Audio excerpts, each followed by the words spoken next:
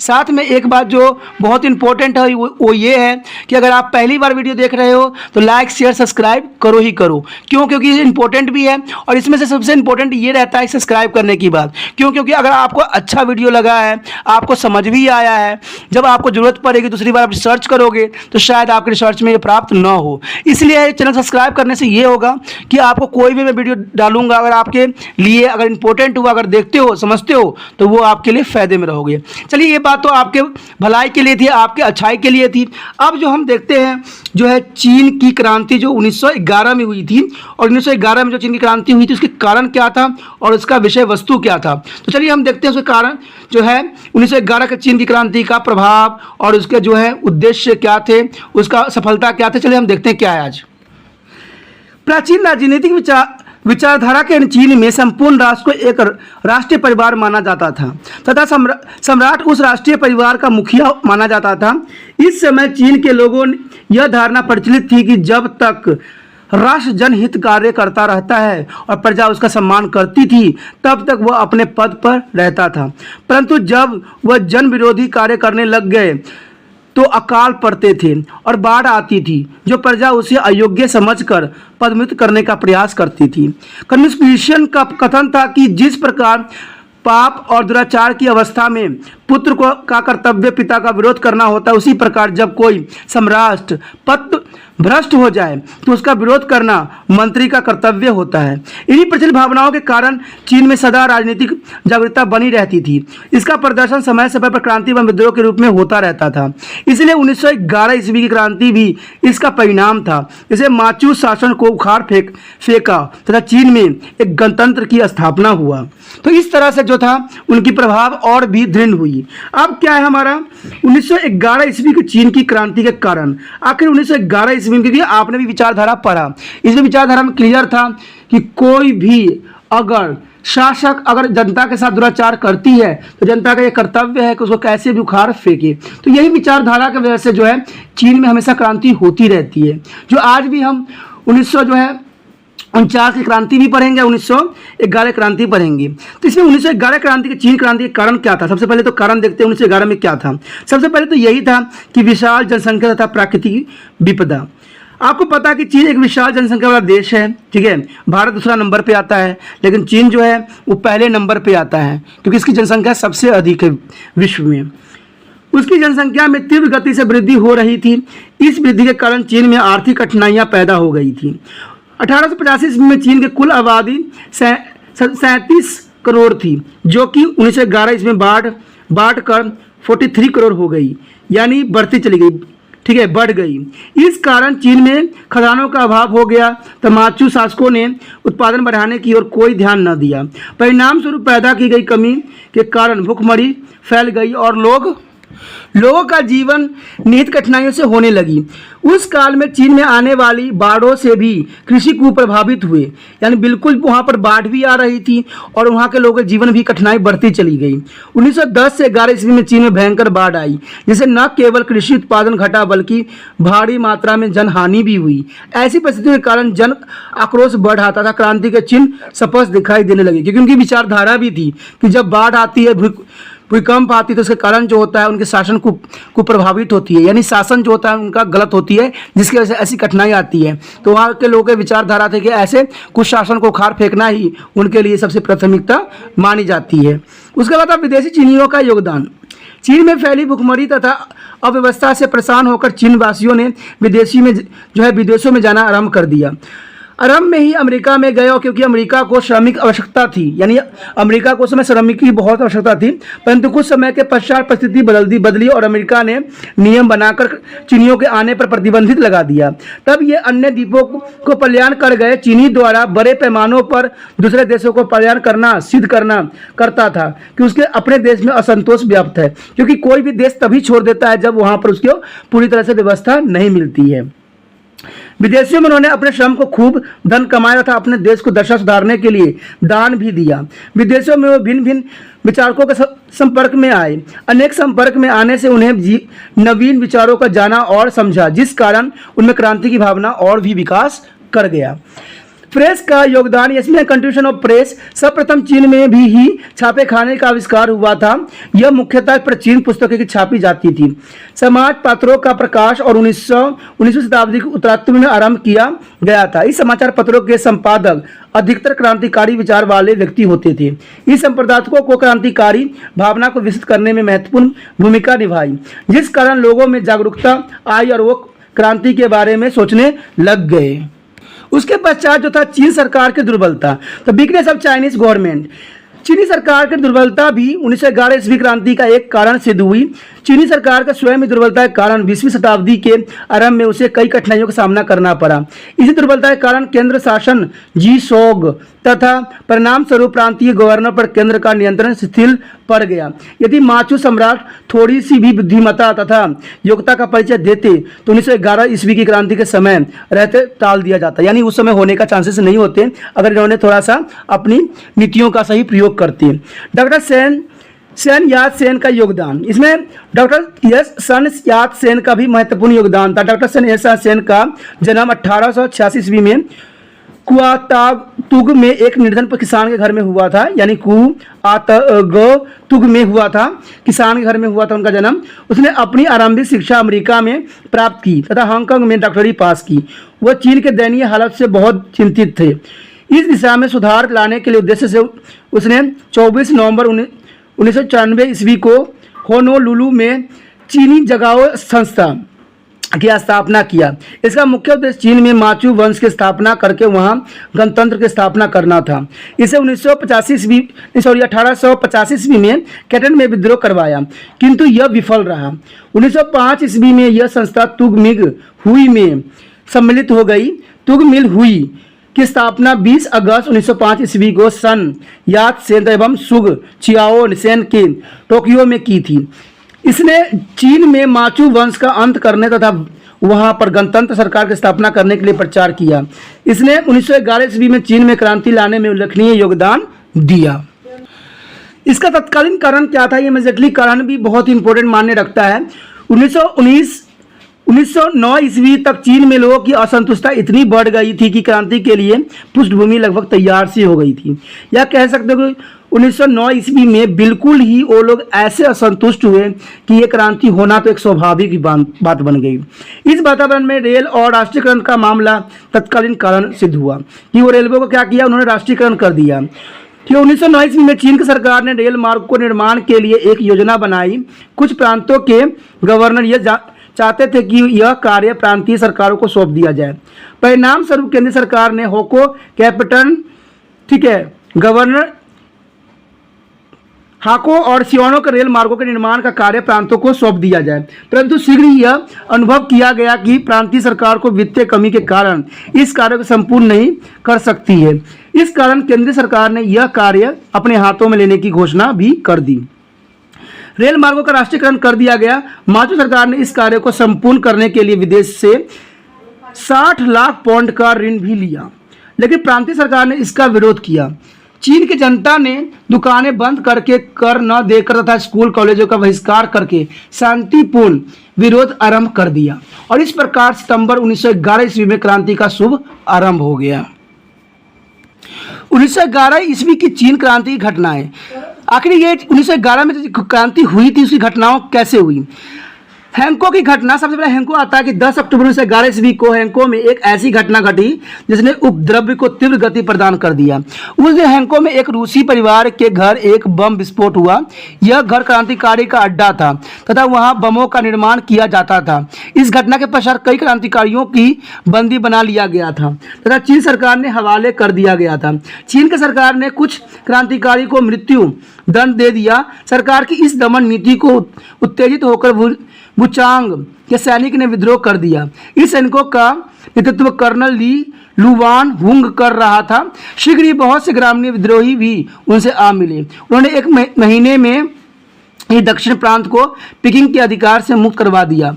इस क्रांतिकारी ने बू तिंग फंग के नेतृत्व में एक सैनिक सरकार का गठन भी किया गया जो नानकिंग के अपनी राजधानी घोषित किया। उस समय डॉक्टर सन यात सेन अमेरिका में निर्वासित जीवन व्यतीत कर रहा था। वह 24 अक्टूबर 1910 ईस्वी को संधाई पहुंचा और सभी क्रांतिकारियों ने उसे अपना नेता मान लिया। कुछ ही दिनों में क्रांतिकारियों ने ननाकिंग पर कब्जा कर लिया और ननाकिंग में राष्ट्रीय असेंबली का भी गठन हुआ और डॉक्टर सेन यात सेन को नवगठित गणतंत्र राज्य का अध्यक्ष भी नियुक्त कर दिया गया। तो इस प्रकार जो था हॉकी घटना भी बहुत ही इंपॉर्टेंट माना जा सकता है। युआन सी काई की प्रधानमंत्री के रूप में नियुक्ति। कहते हैं 22 अक्टूबर 1912 ईस्वी को राष्ट्रीय असेंबली का एक अधिवेशन पीकिंग में बुलाया गया। इस अधिवेशन में असेंबली ने रेल मार्ग को राष्ट्रीयकरण संबंधी प्रांतों का पक्ष लिया तथा सरकार के समक्ष ये शर्त रखी कि एक उत्तरदायी मंत्रिमंडल की स्थापना किया जाए जिसका नेता योग्य तथा सदाचारी हो। सभी राजनीतिक अपराधियों को आम माफी दे दी जाए। देश का नया संविधान तैयार किया जाए। इस सभी शर्तों को मान लिया गया तथा माचू शासक को संवैधानिक सम्राट बना दिया गया। राजकुमार चून क्रांतिकारी का दमन करना चाहता था। इस उद्देश्य से उसे रिटायर जनरल युआन सी काई के सेना की कमान सौंप दी गई। राष्ट्रीय असेंबली ने उसे प्रधानमंत्री नियुक्त कर दिया गया। युआन सी काई अब एक प्रकार के तनाशाह बन गया और वह माचू सरकार तथा क्रांतिकारियों के मध्य मध्यस्थ का कार्य करने लग गया। उसके बाद था आपका कि शांति समझौते तथा माचू शासन का अंत। कहते हैं कि चीन का भविष्य अब दो व्यक्तियों पर निर्भर करता था। चीन के दक्षिण में ननाकिंग में डॉक्टर सेन यात सेन ने अपनी स्थिति काफ़ी दिन कर ली थी। उधर उत्तर में प्रधानमंत्री युआन सी काई काफ़ी शक्तिशाली हो गया था। उसका केंद्र पाकिंग था। काफ़ी समय तक माचू समर्थक तथा क्रांतिकारियों में वार्तालाप होता रहा। डॉक्टर सेन यात सेन ने सुझाव दिया कि माचू वंश का अंत कर गणराज्य की स्थापना किया जाए। उसने गणतंत्र का राष्ट्रपति युआन को बनाने के लिए प्रस्ताव प्रस्तुत किया जिसे युआन ने स्वीकार कर लिया। डॉक्टर सन यात सेन ने राजनीति संन्यास लेने का मन भी बना लिया था। परिणाम स्वरूप 12 फरवरी 1912 ईस्वी को एक शाही घोषणा भी की गई जिसके अनुसार सारी राजनीतिक शक्तियां युआन को सौंप दी गई और 13 फरवरी को वह प्रथम राष्ट्रपति नियुक्त हुआ और माचू वंश का एक सदा के लिए यहाँ पर अंत हो गया। अब इसमें था कि 1911 ईस्वी की चीन क्रांति के क्या परिणाम और महत्व निकले। कहते हैं 1911 ईस्वी क्रांति के चीन के इतिहास में एक महत्वपूर्ण स्थान रखती है। इसे वास्तविक क्रांति का नाम भी दिया गया। इस क्रांति से चीन में तानाशाही का अंत हुआ तथा गणतंत्र स्थापित हुआ। इस क्रांति के अच्छे एवं बुरे मिश्रित परिणाम देखने को मिलता है। माचू वंश का अंत। 1911 ईस्वी की क्रांति के सबसे महत्वपूर्ण परिणाम तो यही निकला कि लगभग 267 वर्षों में स्थापित माचू शासन का अंत हो गया। यानी 250 साल से जो राज्य कर रही थी उस शासन का जो है बहुत ही आसानी से यहाँ पर जो है खत्म हो गया। माचू शासक अयोग्य भ्रष्ट विलासी थे।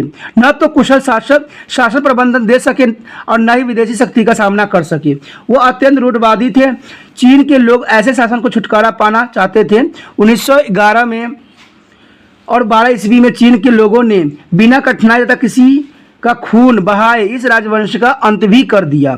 उसके बाद था राजतंत्र का अंत। 1911 ईस्वी क्रांति ने चीन में राजतंत्र का अंत कर दिया था और माचू शासन के अंत के पश्चात युआन चीन का प्रथम राष्ट्रपति बना तथा वह गणतंत्र में विश्वास नहीं रखता था। वह राजतंत्र के पक्ष में था तथा 1915 ईस्वी में वह चीन में अस्थायी तौर पर राजतंत्र स्थापित करने में सफल हो गया था, परंतु लोगों ने उसे कोई समर्थन न दिया। इससे वह निराश हो गया था। 1916 ईस्वी में उसकी मृत्यु भी हो गई थी। इसके साथ ही चीन में गणतांत्रिक विचारधारा का भी अंत हो गया। उसके बाद था नए विचार, न्यू आइडियोलॉजीज। इसमें यही थी कि 1911 ईस्वी क्रांति के कारण चीन के शिक्षित नवयुवकों ने नवीन विचारों का संचार हुआ। जो युवक पश्चिमी देशों को शिक्षा प्राप्त करके आए थे वे नवीन विचारों से ओतप्रोत थे तथा उन्होंने आते ही अपने देश में रूढ़वादी सामाजिक ढांचों को बदलने के प्रयास आरंभ कर दिया। अनेकों अंग्रेज लेखकों ने ग्रंथों का चीनी भाषा में अनुवाद भी किया। पश्चिमी विचारकों से प्रेरित होकर चीनी लोगों का दृष्टिकोण बदल भी गया। यानी काफ़ी जो है यहाँ पर लोगों की विचारधारा भी चेंज हो गए। माओ तैसो तुग का उत्थान। यानी 1911 ईस्वी क्रांति के पश्चात युआन की जो है युआन के गणतंत्रीय एवं चेंगा की राजनीतिक सरकार बनी, परंतु ये सरकार ने भी देश की कठिनाइयों को भंवर से बाहर न निकाल सकी। तब साम्यवादी दल की स्थापना हुई और चेंगयांग की सरकारी साम्यवादी दल के समाप्त करना चाहती थी, परंतु यह असफल रही। साम्यवादी दल का संभाल गांवों में भी बढ़ने लगा। साम्यवादियों ने चीन के उत्तर पश्चिम में एक लंबी मार्च का योजना किया। इस मार्च में लगभग 30,000 लोगों ने भाग लिया। इसी मार्च के दौरान प्रसिद्ध नेता माओ त्से का उत्थान भी हुआ। चीन का आधुनिकीकरण। राष्ट्र सरकार स्थापित करने के पश्चात चीन धीरे धीरे आधुनिकीकरण की ओर अग्रसर हुआ। देश में एक अस्थायी संविधान लागू किया गया। स्वास्थ्य, उद्योग, सिंचाई, संचार आदि से संबंधित कई सुधार भी किए गए। शिक्षा क्षेत्र में भी महत्वपूर्ण सुधार हुए। मृदा संबंधी किए गए सुधारों में चीन में आर्थिक और व्यापारिक स्थिरता आ गई। राज्य सरकार की विदेशी नीति भी आर्थिक उत्थान में बड़ी सहायक सिद्ध हुई। इस प्रकार 1911 ईस्वी क्रांति ने चीन में निरंकुश शासन का अंत हुआ और 1912 ईस्वी में गणतंत्र की स्थापना हुई। यद्यपि इस क्रांति ने सभी समस्याओं का हल न हो सका, परंतु फिर भी यह काफी सीमा तक लोगों के राष्ट्रीय भावना को जागृत करने में सफल भी रही। चीन के लोगों को शताब्दियों से हो रहे शोषण तथा दुर्व्यवहार से छुटकारा भी मिला, आत्मसम्मान की प्राप्ति हुई और निसंदेह यह क्रांति चीन के इतिहास में एक नया मोड़ सिद्ध हो गया। अब दोस्तों हमारा अगला टॉपिक जो है 1949 ईस्वी क्रांति के लिए उत्तरदायी कारण, यानी case of responsible for the revolution of 1949 AD. ये जो क्रांति मैंने अभी आपको पढ़ाया 1911 की थी और ये जो है 49 की है। दोनों क्रांति जो थी चीन के लिए बहुत ही महत्वपूर्ण था। कहते हैं चीन में 1911 ईस्वी को एक क्रांति हुई थी जिसके परिणाम स्वरूप देश में निरंकुश राजतंत्र का अंत भी हुआ था। गणतंत्र की समाप्ति हुई और इस घटना को 28 वर्ष बाद 1949 ईस्वी में एक अन्य महत्वपूर्ण क्रांति हुई जिसमें चीन की साम्यवादी सेनाओं ने राष्ट्रवादियों के खदेड़ कर फॉर्मोस भेज दिया, यानी फॉर्मोस भेज दिया गया उनको। यह क्रांति इसलिए भी महत्वपूर्ण है क्योंकि इसके परिणाम स्वरूप देश की सत्ता जिस दल के हाथ में आ गई उसकी विचारधारा बिल्कुल अलग थी। आधुनिक चीन के निर्माण में इस दल के महत्वपूर्ण भूमिका भी अदा किया था और चीन की शक्तिशाली देशों के पांति में ला खड़ा कर दिया। यानी तभी जाके जो था एक जो 1911 में क्रांति हुई थी वो महत्वपूर्ण थी, लेकिन 1949 में क्रांति हुई वो भी कुछ कम नहीं थी। कहते हैं 1949 ईस्वी क्रांति अकस्मात ही नहीं आ गई थी, यानी ऐसे ही नहीं आ गई थी, इसका कुछ कारण भी था। इस क्रांति के बीच 1911 ईस्वी की क्रांति के समय ही बो दिए गए थे। 1911 ईस्वी क्रांति के पश्चात चीन में ऐसी घटना चला जो 1949 ईस्वी की ओर ले गया। इस घटना जो है कुछ इस तरह से कारण था। इसका यही कारण था कि 1911 ईस्वी में क्रांतियाँ 1949 ईस्वी में जो क्रांति के मूल्य कारण था 1911 ईस्वी की क्रांति में ही छुपे हुए थे। 1911 ईस्वी क्रांति के परिणाम चीन में माचू वंश का अंत हुआ और गणतंत्र की स्थापना हुआ, परंतु फिर भी राज सत्ता के लिए लगातार संघर्ष होता रहा। कई राजनीतिक दल अस्तित्व में आ गए, उनमें से कुओमिंतांग नामक साम्यवादी दल सबसे महत्वपूर्ण दल के रूप में उभरा। कई विदेशी शक्तियां जैसे रूस और जापान भी किसी न किसी रूप में चीन की राजनीतिक और प्रभावित करती थी। यह सभी घटनाएं 1949 ईस्वी क्रांति के लिए आधारशिला बना, यानी यहीं से जो था आधारशिला बन गया था। उसके बाद था 4 मई का आंदोलन, यानी the May of the fourth moment. 1919 ईस्वी में पेरिस में हुए शांति सम्मेलन में चीन को भारी निराशा हाथ लगी। शांति सम्मेलन के निर्णय के परिणाम से चीनी लोगों में राष्ट्रीय भावना जागृत हुई और इस सम्मेलन में मित्र राष्ट्र चीन में जापान के प्रभाव को कम करने में असफल रहे थे। इस कारण चीन के लोग जापान के विरुद्ध हो गए। इस कारण 4 मई 1919 ईस्वी में लगभग 3000 विद्यार्थियों तथा अध्यापकों ने पेकिंग में एक भारी प्रदर्शन किया। सरकार ने इस भीड़ पर नियंत्रण पाने के लिए बल का भी प्रयोग से काम लिया। इतिहास में यह घटना 4 मई दिवस के नाम से भी प्रसिद्ध है। इस घटना को चीनी लोगों में एक नई चेतना का संचार हुआ और 1949 ईस्वी की क्रांति का मार्ग प्रस्तुत हुआ। उसके बाद था वाशिंगटन सम्मेलन। वाशिंगटन कॉन्फ्रेंस दी थी, वो भी इम्पोर्टेंट थी। अमेरिका के प्रयासों से एक अंतर्राष्ट्रीय सम्मेलन नवंबर 1921 ईस्वी में वाशिंगटन में बुलाया गया था। इस सम्मेलन में 9 देशों ने भाग लिया था। इन 9 देशों में वचन दिया कि चीन की एकता, अखंडता और स्वतंत्रता बनाए रखी जाएगी। यह भी कहा गया कि चीन में सभी देशों को सामान्य रूप से व्यापारिक सुविधाएं दी जाएगी तथा 1 जनवरी 1923 ईस्वी को सभी विदेशी डाक एजेंसियां समाप्त कर दी जाएगी और एक संधि के अनुसार जापान को सातुंग प्रांत में अपनी सभी रियायतें त्याग दी तथा सभी विदेशी शक्तियों ने अपनी सेना चीन से निकाल ली। इस सम्मेलन में चीन को एक नया जीवन मिला। इस सम्मेलन के पश्चात विदेशी शक्तियों का चीन में प्रभाव कम हो गया तथा चीन के सम्मानपूर्ण स्थान प्राप्त हुआ, परंतु फिर भी चीन को सरकार जापान की साम्यवादी रुचि के प्रति कुछ न कर सका। चीन सरकार की यही असमर्थता 1949 ईस्वी क्रांति का कारण भी सिद्ध हुआ, क्योंकि चीन के सरकार ने कुछ भी नहीं किया तो वहाँ की जनता को लगा कि शायद ये भी हमारे लिए जो है कुछ कर नहीं सकेगी। और जो 1949 ईस्वी की क्रांति हुई ये कहीं हद तक इन्हीं कारणों से हुआ। परंतु फिर भी चीन की सरकार जापान की हमारी रुचियों के प्रति कुछ भी नहीं किया, तो क्रांति होना तो एक स्वाभाविक बात ही बन गई।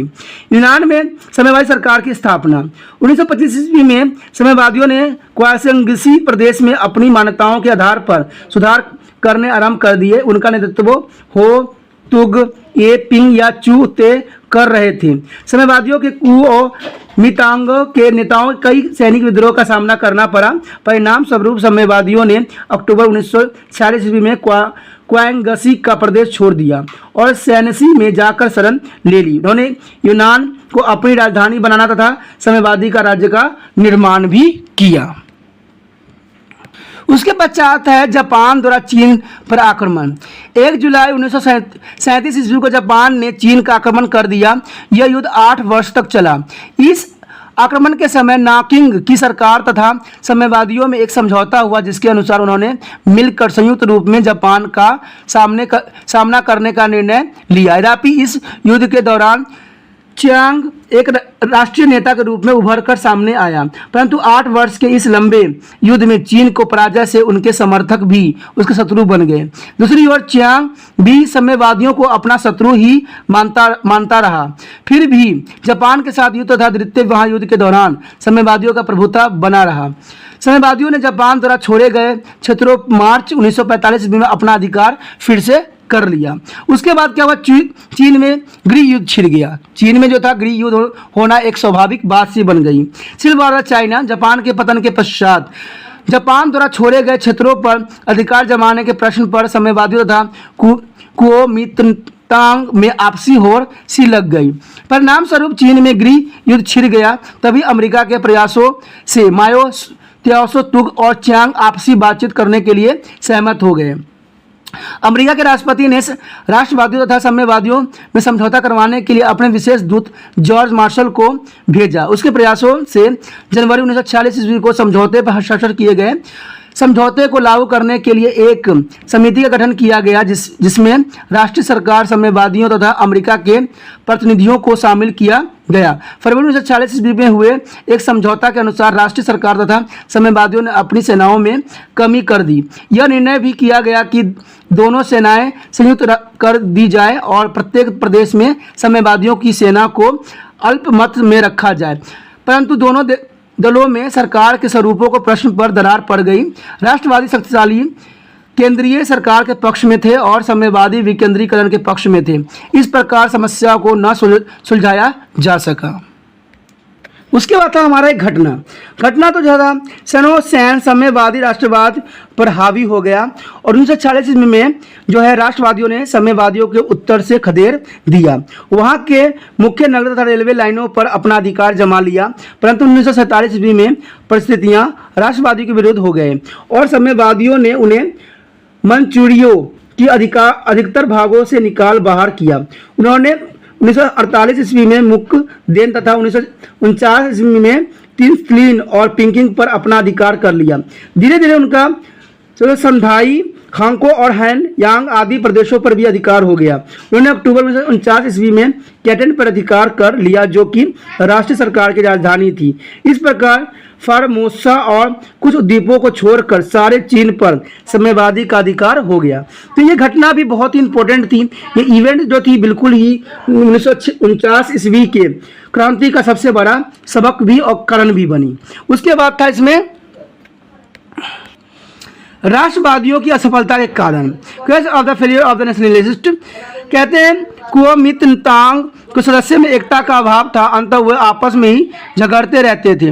उनमें भ्रष्टाचार भी फैला हुआ था। इसके विपरीत साम्यवादी बहुत ही अनुशासन थे तथा वे सदा लोगों से कष्टों से दूर करने में प्रयत्नशील रहते थे। चियांग काई शेक राष्ट्रवादियों को कुशल नेता देने में असफल रहा। राष्ट्रवादी सरकार देश में महंगाई पर नियंत्रण रखने में असफल रही। अंततः लोग उसको विरोध हो गए। चियांग काई शेक के शासन का ढंग प्राचीन थी, ठीक है, लेकिन वो आधुनिक युग में था और इसके जो प्रशासन चलाने का जो ढंग था वो प्राचीन थी, पुरानी थी। इस कारण उसकी सरकार अधिक लोकप्रिय न हो सकी। इसके विपरीत साम्यवादियों ने शासन में अनेक सुधार किए, जिससे जनसाधारण उनको साथ जुड़ गए। साम्यवादियों ने पश्चिमी सेना का गठन भी किया, परिणाम स्वरूप वह राष्ट्रवादियों को पराजित करने में भी सफल रही। 1949 ईस्वी की चीन क्रांति के प्रभाव। अब 1949 ईस्वी की चीन क्रांति का क्या प्रभाव था? 1949 ईस्वी क्रांति को न केवल चीन बल्कि विश्व इतिहास में एक महत्वपूर्ण घटना भी माना जाता है। इस क्रांतिकारी ने जहां चीन के समाज को प्रभावित किया, वहां विश्व में ही इसके प्रभाव से अछूता न रहा। इसके प्रभाव और परिणाम कुछ इस प्रकार से हैं। इसमें यही देखा जाता है कि शक्तिशाली केंद्रीय सरकार, स्ट्रॉन्ग एंड सेंट्रल गवर्नमेंट, 1949 ईस्वी क्रांति ने से चीन में एकता स्थापित हुई। केवल फॉर्मोसा को छोड़कर शेष सारा देश एक केंद्रीय सरकार के अधीन आ गया। राजनीतिक एकता के साथ साथ सारे देश में एक सरकार का ही शासन स्थापित किया गया। अब चीन अयोग्य तथा भ्रष्ट शासन से मुक्त हो गया चुका था तथा चीन वासी सिर उठाकर चल सकते थे। इस प्रकार माचू शासन के अंत के पश्चात प्रथम बार चीनी लोगों को शक्तिशाली केंद्रीय सरकार मिली। उसके बाद था शांति एवं सुरक्षा। साम्यवादी सरकार की स्थापना से चीन में काफी समय से व्याप्त अराजकता और अव्यवस्था का अंत हुआ तथा पुण्य अस्थायी शांति की स्थापना भी हुई। साम्यवादियों ने अपनी कुशल पुलिस व्यवस्था का गुप्तचर व्यवस्था से क्रांति का विरोध करने वाले समाज विरोधी तत्व का अंत भी कर दिया। इसलिए स्थायी शांति की स्थापना हुई तथा लोग अपने आप को सुरक्षित भी अनुभव करने लग गए। उसके पश्चात था सामाजिक सुधार। कुछ सामाजिक सुधार भी हुए, जैसे साम्यवादी सरकार ने अनेकों सामाजिक सुधार भी किए। उन्होंने समाज में प्रचलित कई सामाजिक बुराई का अंत करके महान कार्य भी किया। साम्यवादी सरकार ने चीन में अफीम के प्रयोग पर पूर्ण रूप से रोक लगा दी। ठीक है, मदिरापान, वेश्यावृत्ति, जुआबाजी आदि के विरुद्ध भी कानून बनाए गए। सरकार ने स्त्रियों के उत्थान की ओर भी ध्यान दिया। उन्होंने पुरुषों के समान अधिकार भी प्रदान किए गए। फलस्वरूप उन्हें सदियों के पश्चात चीनी समाज में सम्मानजनक स्थान भी प्राप्त हुआ। उसके पश्चात था ग्रामीण अर्थव्यवस्था का प्रभाव, यानी effect on the rural economics. 1949 ईस्वी में चीनी क्रांति ने वहां की ग्रामीण अर्थव्यवस्था में बहुत परिवर्तन आया। इस क्रांति से पूर्व छोटे किसानों की दशा बहुत दयनीय थी तथा उनकी समस्याओं के प्रति सरकार उदासीन रहती थी। दिन भर की कड़ी मेहनत के पश्चात भी उन्हें भरपेट भोजन नसीब नहीं होता था। इसके विपरीत बड़े बड़े जमींदार विलासिता का जीवन व्यतीत करते थे, यानी शराब दारू पीना उनकी एक आदत सी बन गई थी। 1949 ईस्वी क्रांति के पश्चात भूमि का पुनः विभाजन किया गया। बड़े जमींदारों को फालतू भूमि लेकर छोटे किसानों में बांट दी गई। किसानों की दशा सुधारने के लिए सहकारी समिति भी बनाई गई। उसके पश्चात था अंतर्राष्ट्रीय संबंधों का प्रभाव, यानी कैसे तो 1949 ईस्वी क्रांति ने अंतर्राष्ट्रीय संबंध में भी गहरा प्रभाव छोड़ा। 1949 ईस्वी क्रांति की सफलता से अमेरिका के सम्मान को गहरा घात लगा। अमेरिका की सरकार चीन की राष्ट्रीय सरकार को सैनिक तथा आर्थिक सहायता दे रही थी। वह चीन में साम्यवादी के प्रभाव को समाप्त करना चाहती थी, परंतु साम्यवादी ने राष्ट्रवादी नेता चांग काई शेक को पराजित कर दिया। इस क्रांति के परिणाम स्वरूप चीन एक साम्यवादी शक्ति के रूप में उभरा, जिसे पश्चिमी शक्तियों तथा साम्यवादियों के मध्य एक संयुक्त संतुलन स्थापित हो गया। पहले केवल रूस ही विश्व के मुख्य साम्यवादी शक्तियां थी। यद्यपि कई छोटे छोटे देशों में साम्यवादी सरकार थी, परंतु पश्चिम शक्ति काफी आगे थी। चीन के उभरने से अब पश्चिमी शक्तियां पूर्वी देशों पर अपना प्रभुत्व जमाने में असमर्थ हो गई थी। उसके पश्चात 1949 ईस्वी की क्रांति ने से एशिया और अफ्रीका के राष्ट्रीय शक्ति भी बहुत ही प्रभावित हुई। इस क्रांति से यह सिद्ध हुआ कि साम्यवादी व्यवस्था पूंजीवादी व्यवस्था से कहीं अधिक अच्छी है। इस क्रांति ने एशिया में भी साम्यवाद का आरंभ हुआ। इससे पूर्व यह केवल पश्चिमी देशों तक ही सीमित थी। उसके पश्चात क्या हुआ? 1949 ईस्वी में चीनी क्रांति से अफ्रीका के प्रतंत्र देश भी बहुत प्रभावित हुआ, यानी प्रतंत्र देश जो थी अफ्रीका, उसको भी काफी इससे प्रभावित हुआ। इसमें प्रभावित होकर अफ्रीकी लोगों ने अपने स्वतंत्रता आंदोलन को तीव्र कर दिया।